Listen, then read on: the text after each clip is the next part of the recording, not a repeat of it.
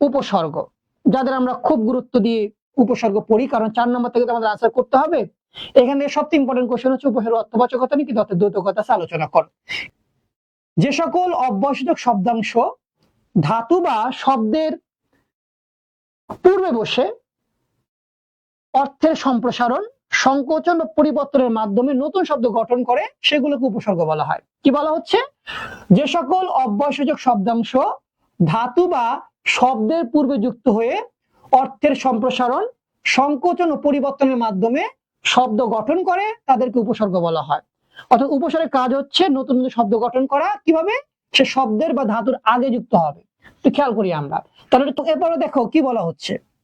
যেহেতু উপসর্গের অর্থবাচকতা নেই, that's mean উপসর্গের নিজস্ব কোনো অর্থ নাই, তবে অর্থের দ্বৈতকতা আছে। মানে কি বলতো? অর্থ তৈরি করার ক্ষমতা তার আছে। অর্থাৎ তার নিজস্ব যদিও অর্থ নাই, সে কি করতে পারে? অন্য শব্দের আগে বসে নতুন শব্দ সে গঠন করতে পারে। এই কথাটা এখানে ব্যাখ্যা করতে হবে। তাহলে কি বলা হচ্ছে? উপসর্গের নিজস্ব কোনো অর্থ নেই, কিন্তু উপসর্গ অন্য অর্থের দ্যোতক, অর্থাৎ নতুন শব্দ সৃষ্টিতে সহায়ক।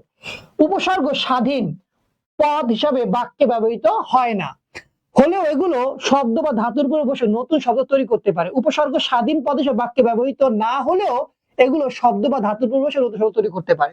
অর্থাৎ উপসর্গ কখনোই আমরা বাক্যের মধ্যে স্বাধীন পদ হিসেবে ব্যবহার করতে দেখি না। এগুলো কি করে বলতো? অন্য শব্দের আগে বসে নতুন শব্দ গঠন করতে সহায়তা করে। তাহলে এই কথাটা কিন্তু আমরা এখানে এক্সপ্লেন করছি যে উপসর্গ নিজস্ব কোনো অর্থ নাই, তবে এটি কি করে বলতো? অন্য শব্দের আগে বসে নতুন শব্দ তৈরি করতে পারে। এবার আসলে আমরা দেখি কি বলা হচ্ছে। যেমন ধরো ভাব একটা শব্দ, এর আগে একটা অযুক্ত হয়েছে। দেখো একটু খেয়াল করে দেখো, অ।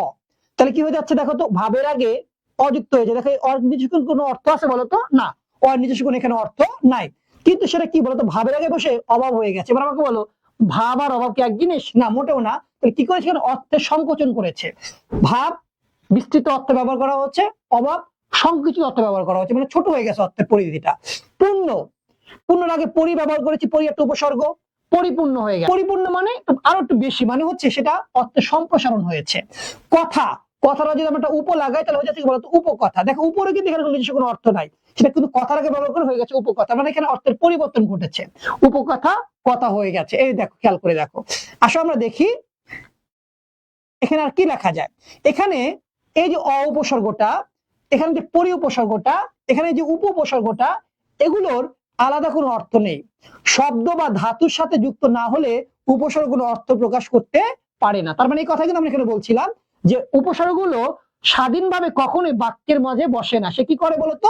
অন্য শব্দের আগে বা অন্য ধাতুর আগে সে বসে কি করে বলতো? নতুন শব্দ গঠন করে।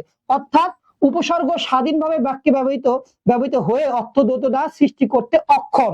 কিন্তু যখনই এরা ধাতু বা শব্দের পূর্বে বসে তখনই এদের অর্থের দ্বৈতকতা সৃষ্টি হয়। অর্থাৎ যখনই সেটা অন্য কোনো শব্দের আগে বসবে, সে যখন সিঙ্গেল থাকে তখন তার কোনো ভ্যালু নাই। যখনই সেটা কোনো অন্য শব্দের সাথে যুক্ত হচ্ছে তখন সেটা হচ্ছে ভ্যালুয়েবল এবং সেখানে নতুন নতুন শব্দ তৈরি হয়ে যাচ্ছে। অর্থাৎ এভাবে কি বলতো? নতুন নতুন শব্দ তৈরি হতে থাকে। তাহলে তাই বলা যায় উপসর্গের অর্থবাচকতা নেই, অর্থের দ্বৈতকতা বা নতুন শব্দ তৈরি করার ক্ষমতা রয়েছে। প্রিয় শিক্ষার্থী, দেখো এতটুকু অংশ লিখলে তোমাদের কিন্তু ভালো মার্কস পাওয়ার জন্য, মানে 5 নাম্বার পাওয়ার জন্য যথেষ্ট হবে। 5 নাম্বারের জন্য যথেষ্ট হবে। তোমরা অবশ্যই এই অংশটুকু স্ক্রিনশট দিয়ে রাখো। আশা করছি এখান থেকে তোমার 5 নাম্বার খুব সহজে পেয়ে যাবে।